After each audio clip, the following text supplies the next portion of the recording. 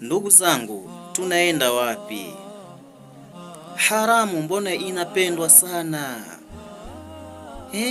Hii haramu ya pombe mbona inapendwa sana?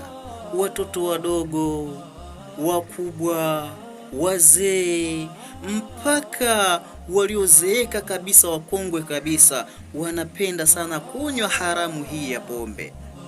Kwa nini haramu imekuwa tamu sana hapa duniani?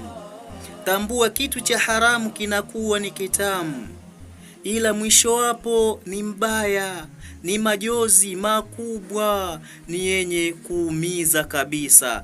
Ndugu zangu, tujiandae na hiyo siku nzito ya kuelekea maisha ya barza, siku ya majuto makubwa. Tuache kunywa pombe. Pombe ni haramu.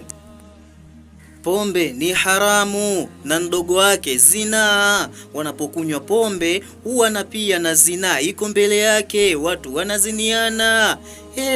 Ndugu zangu, tuache haya mabaya kabisa ya kunywa pombe, tutakuja kujutia hiyo siku nzito.